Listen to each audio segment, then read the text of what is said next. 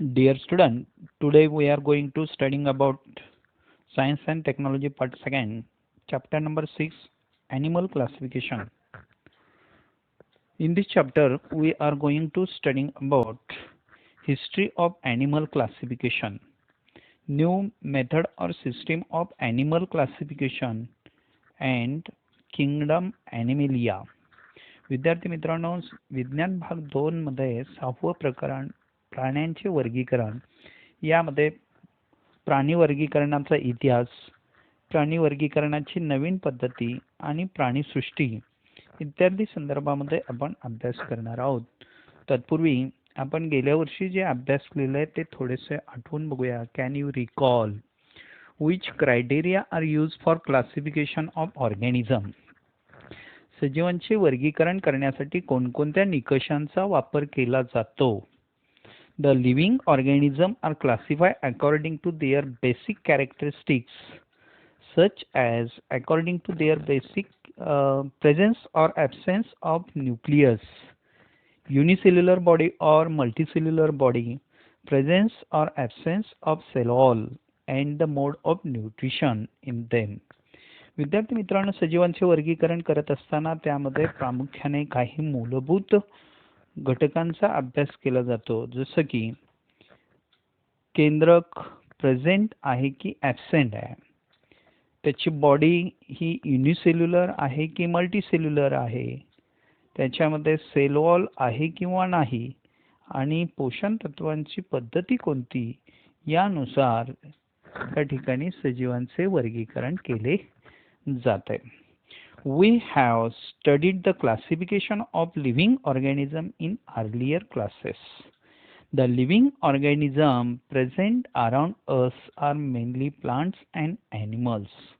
We have studied the criteria of their classification. With the help of that, complete the following chart. विद्यार्थी मित्रांनो, मागील इयत्तेमध्ये आपण सजीवांच्या वर्गीकरणाची माहिती घेतलेली आहे. आपल्या सभोवताली आढळणारे सजीव, जसं की प्रामुख्याने वनस्पती आणि प्राणी, त्यांच्या वर्गीकरणाच्या विविध निकषांचा अभ्यास देखील आपण पाठीमागील इयत्तेमध्ये केलेला आहे. त्या आधारे आपण खालील ओघ तक्ता पूर्ण करूयात. लिव्हिंग ऑर्गॅनिझम दॅट मीन्स सजीव. सजीवांचं वर्गीकरण हे प्रामुख्याने 2 गटामध्ये केलं जातं. One is prokaryotic and second one is eukaryotic. Prokaryotic means अधिकेंद्रकी, ज्यामध्ये केंद्रक हे अदृश्य असं मूलभूत स्थितीमध्ये असतं आणि यामध्ये किंगडम मोनेरेचा समावेश होत असतो. eukaryotic again classify into 2 subgroups. One is unicellular organism and second one is multicellular organism. Unicellular means एकपेशीय सजीव. ज्या सजीवांमध्ये केवळ आणि केवळ एकच पेशी असते त्याला आपण एकपेशीय सजीव म्हणतो, युनिसेल्युलर ऑर्गॅनिझम. आणि त्यामध्ये प्रामुख्याने किंगडम प्रोटिस्टा याचा समावेश होत असतो. Multicellular organism can be divided into 2 subgroups. One is with cell wall and second one is without cell wall. Cell wall means पेशीभित्तिका. पेशीभित्तिका असणारे बहुपेशीय सजीव आणि पेशीभित्तिका नसणारे बहुपेशीय सजीव. पेशीभित्तिका असणाऱ्या सजीवांचं पुन्हा 2 गटामध्ये वर्गीकरण केलं जातं. One is autotrophs and second one is heterotrophs. Autotrophs means organism which produce their own food, जे स्वतःचं अन्न स्वतः तयार करत असतात. In which green plant produce their own food in the process of photosynthesis, so that green plants are autotrophs. हिरव्या वनस्पती प्रकाश संश्लेषण क्रियेमध्ये स्वतःचं अन्न स्वतः तयार करत असतात, म्हणून त्यांना आपण स्वयंपोषी असं म्हणतो. आणि स्वयंपोषी पेशीभित्तिका असणारे बहुपेशीय दृश्य केंद्रकी सजीव किंगडम प्लांटीमध्ये त्यांचा समावेश होत असतो. किंगडम प्लांटी वनस्पती वर्गीय सजीव. हिट्रोट्रॉप्स परजीवी किंवा परपोषी जे स्वतःचं अन्न स्वतः तयार करू शकत नाहीत, जे दुसऱ्यावरती अवलंबून असतात, असे पेशीभित्तिक असणारे बहुपेशीय दृश्यकेंद्रिकी सजीव, जे किंगडम फंजाय कवकवर्गीय सृष्टीमध्ये ज्यांचा समावेश होत असतो. And last, without cell wall, ज्यामध्ये पेशीभित्तिका नसतात, असे सृष्टी जे आहे ते म्हणजे kingdom Animalia. Students, we have already studied about four kingdom: Monera, Protista, Plantae, and Fungi. Only one kingdom is remaining, that is Animalia. In this year, we are going to studying about kingdom Animalia. Can you recall? तुम्हाला हे आठवतं का? How the plants are classified. वनस्पतीचे वर्गीकरण कसे केले आहे? How the plants are classified. The plants are classified according to the following basis. वनस्पतीचे वर्गीकरण हे प्रामुख्याने खालील मुद्द्यांच्या आधारावरती केलेलं आहे. फर्स्ट पॉइंट, प्रेझेन्स और ॲब्सेन्स ऑफ ऑर्गन्स. त्या वनस्पतीमध्ये अवयव आहेत की नाहीत, त्यावरून वनस्पतीचं वर्गीकरण केलं जातं. दुसरा मुद्दा, प्रेझेन्स और absence of separate conducting tissue for the conduction of food and water. अन्न आणि पाणी वाहून नेणाऱ्या वाहिन्या आहेत किंवा नाहीत, आणि असतील तर त्या स्वतंत्र आहेत का, यावरती देखील वनस्पतींचं वर्गीकरण अवलंबून असतं.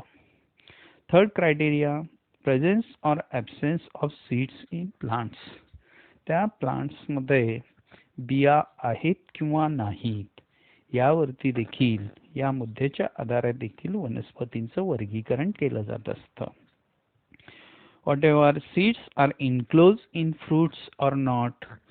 फळांमध्ये बिया आतमध्ये आहेत की नाहीत, त्यावरती देखील वनस्पतीचं वर्गीकरण अवलंबून असतं. Last point, number of cotyledons in seeds, 1 or 2. त्या बियांच्या वरती आवरण जे आहे, ज्याला आपण कॉटिलिडॉन्स म्हणतो, त्यांची संख्या किती आहे? 1 आहे की 2? एकदल, ज्याला आपण एकदल मोनोकॉटिलिडॉन्स किंवा डायकॉटिलिडॉन्स द्विदल, अशा 2 गटामध्ये वर्गीकरण करत असतो. हे 5 मुद्दे आपण वनस्पतीचं वर्गीकरण करण्यासाठी वापरत असतो. We have studied the plant classification in last year. मागील वर्षी आपण वनस्पतींचे वर्गीकरण अभ्यासलेलं आहे. It helps us to understand the diversity of plants around us.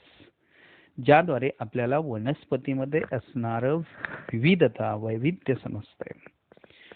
You must be looking varieties of animals around you.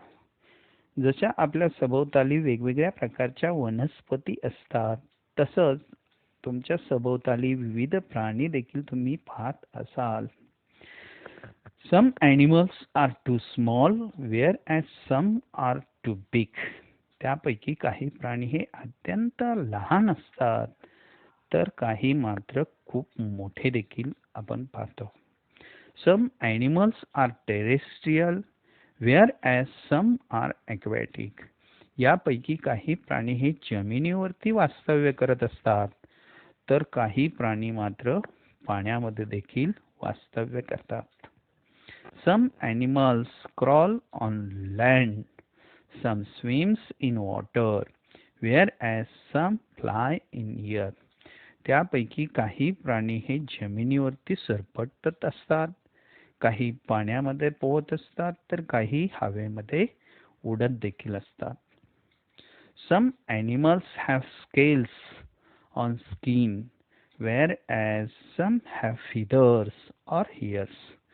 काही प्राण्यांच्या त्वचेवरती खवले असतात, तर काही प्राण्यांच्या त्वचेवरती फिदर्स म्हणजेच पंख, पर असतात, तर काहींच्या शरीरावरती केस देखील आढळत असतात.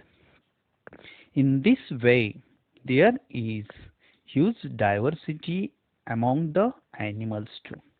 अशा पद्धतीनं या ठिकाणी प्राण्यांमध्ये देखील मोठ्या प्रमाणामध्ये प्रचंड अशी वैविध्यता आपल्याला आढळून येत असते. According to recent studies, estimated number of animal species on earth is approximately 7 millions. सद्यस्थितीमध्ये नुकत्याच केलेल्या अभ्यासानुसार पृथ्वीवर सुमारे अंदाजे 7 दशलक्ष प्रकारच्या प्राण्यांच्या प्रजाती असाव्यात असा अंदाज वर्तवला गेलेला आहे. It is impossible to study each and every species. त्यामुळे प्रत्येक प्रजातींचा अभ्यास करणे हे केवळ अशक्य आहे. However, if groups and subgroups of animals are formed depending upon the similarities and differences, it will make it very easy to study such vast variety of animals. परंतु जर का प्राण्यांचे साम्य आणि फरक भेद या आधारावरती गट आणि उपगट तयार केले तर या प्रचंड संख्येने असलेल्या प्राण्यांचा अभ्यास करणे देखील खूप सोपे होणार आहे. Benefits of animal classification. आपण या ठिकाणी प्राण्यांचं वर्गीकरण करतो, परंतु त्या वर्गीकरणाचे फायदे काय? Benefits of animals. First benefit, study of animals become convenient. प्राण्यांचा अभ्यास करणं सोयीस्कर होतं. Second, study of few animals from a group helps to understand about that entire animal groups. एखाद्या गटातील मोजक्या प्राण्यांचा अभ्यास केला तरी त्या गटातील सगळ्या प्राण्यांविषयी आपल्याला माहिती मिळू शकते. Third point, it gives idea about animal evolution. प्राण्याच्या उत्क्रांतीविषयी आपल्याला याद्वारे माहिती मिळू शकते. Fourth point, animals can be easily identified with great accuracy. प्राण्यांना ओळखणे सोपे जाते आणि त्यात अचूकता देखील येत असते. It helps to understand the relationship of animals with other living organisms. प्राण्यांचे इतर सजीवांशी असलेले नाते समजायला देखील मदत होत असते. It helps to understand the habitat of each animal and its exact role in the nature. प्रत्येक प्राण्यांचा अधिवास, निसर्गातील त्याचे नेमके स्थान समजायला देखील याद्वारे मदत होऊ शकते. And last point, seventh, it helps to understand various adaptations shown by animals. प्राण्यातील वेगवेगळ्या प्रकारच्या अनुकूलनाची माहिती देखील आपल्याला या वर्गीकरणाद्वारे मिळू शकते. Then next topic is traditional method of animal classification. प्राणी वर्गीकरणाची पारंपरिक पद्धती. ट्रॅडिशनल, पारंपरिक. पारंपरिक म्हणजे पिढीजात, एका पिढीतून दुसऱ्या पिढीद्वारे या ठिकाणी प्राण्यांचं वर्गीकरण करण्याची जी पद्धती आहे ती कशी आहे? It's depends upon presence or absence of notochord. The animal kingdom has been divided into 2 groups. One is non-chordates and second one is chordates. पारंपरिक पद्धतीनुसार प्राण्यांच्या शरीरामध्ये आधार देण्यासाठी जो पृष्ठरज्जू नावाचा अवयव आहे किंवा नाही, या मुद्द्याच्या आधारावरती प्राणीसृष्टीचे 2 विभाग केले जातात. एक म्हणजे असमपृष्ठरज्जू प्राणी आणि दुसरा म्हणजे समपृष्ठरज्जू प्राणी. Non chordates and chordates. पहिल्यांदा आपण नॉन कॉर्डेट्स पाहूया. असमपृष्ठरज्जू प्राणी. Characters of non-chordates animals are as follows. 1. Body is not supported by rod like notochord. या प्राण्यांची वैशिष्ट्य जी आहेत त्यापैकी पहिलं आणि खास महत्वाचं वैशिष्ट्य आहे ते म्हणजे शरीरामध्ये पृष्ठरज्जू नावाचा आधारक असतो. Second, pharyngeal gill slits are absents. ग्रसणीमध्ये कल्ला विदरे नसतात. Third point, nerve cord is present, it is on ventral side. जर त्या ठिकाणी चेतारज्जू असेल तर तो अधर बाजूस असतो, तो भरीव असतो आणि तो युमांगी म्हणजे जोडीने असतो. And last fourth point, heart is present, it is on dorsal side. हृदय असेल तर ते शरीराच्या पृष्ठबाजूस असते. या सर्व 4 मुद्द्यांच्या आधारावरती आपल्याला तो प्राणी असमपृष्ठरज्जू आहे किंवा नाही हे आपल्याला ओळखता येतो.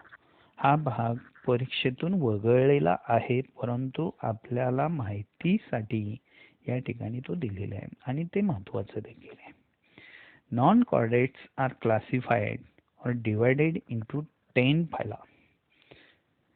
हे जे नॉन कॉर्डेट्स आहेत, असमपृष्ठरज्जू प्राणी आहेत, ते एकूण 10 संघामध्ये विभागलेले आहेत. आणि ते 10 संघ कोणते? तर पहिला आहे प्रोटोझोआ, पोरीफेरा, सिलेंड्रेटा और cnidaria, platyhelminthes, aschelminthes, annelida, arthropoda, mollusca, echinodermata and hemichordata. These are 10 phyla in the non-chordates. असमपृष्ठरज्जू प्राण्यांचे 10 संघ म्हणजेच पहिला आदिजीवी प्रोटोझोआ, दुसरा पोरीफेरा म्हणजेच रंध्रीय छिद्र असणारा, तिसरा सिलेंड्रेटा किंवा त्यालाच निडारिया असे देखील म्हटलेलं आहे, चौथा आहे तो चपट्या कृमी म्हणजे प्लॅटीहेल्मिंथेस, पाचवा गोलकृमी म्हणजेच अस्कलहेल्मिंथेस, सहावा जो आहे तो एनिलिडा वलई, सातवा संधिपाद म्हणजेच आर्थ्रोपोडा, आठवा जो आहे तो मोलुस्का म्हणजेच मृदुकाय असणारा, नववा जो आहे तो कंटकचर्मी म्हणजे इकायनोडर्मॅटा आणि 10वा संघ आहे अर्धसमपृष्ठरज्जू म्हणजेच Hemichordata. These are 10 phylum in the non-chordates. Second is chordates. Chordates समपृष्ठरज्जू प्राणी. Characters of chordates are as follows. जसे आपण नॉन कॉर्डेट्सची कॅरेक्टर्स पाहिली तसे कॉर्डेट्सची देखील काही कॅरेक्टर्स या ठिकाणी आहेत आणि ही कॉर्डेट्समध्ये असणारी कॅरेक्टरिस्टिक्स वैशिष्ट्य नॉन कॉर्डेट्स पेक्षा विरुद्ध असतात, भिन्न असतात, डिफरंट असतात. First, body is supported by notochord. यामध्ये शरीरात पृष्ठरज्जू नावाचा आधारक असतो. नॉन कॉर्डेट्समध्ये तो नसतो, तर कॉर्डेट्समध्ये तो असतो. पॅरेंजियल गिल स्लिट्स और lungs are present for respiration. यामध्ये श्वसनासाठी कल्ला विदरे किंवा फुफ्फुसे असतात. Nerve cord is present on dorsal side of body, it is hollow. चेतारज्जू हा एकच पोकळ आणि तो शरीराच्या पृष्ठबाजूस असतो. तर चौथा मुद्दा आहे heart is present on ventral side of the body. हृदय हे शरीराच्या अधर बाजूस असतं. Notochord is a long rod-like supporting structure present on dorsal side of animal body. It keeps the nervous tissue isolated from remaining body. पृष्ठरज्जू ही शरीराला आधार देणारी लांब दोऱ्यासारखी संरचना जी प्राण्यांच्या शरीरात पृष्ठबाजूस असते. या ठिकाणी कॅरेक्टरिस्टिक्स ऑफ कॉर्डेट्स यामध्ये वेगवेगळ्या प्रकारचे या ठिकाणी ऑर्गन्स दिलेले आहेत, ज्यामध्ये nerve cord, notochord, muscles, tail fin, anus, gill slits, mouth हे सगळे ऑर्गन्स आपल्याला कॉर्डेट्स मध्ये दिसत असतात.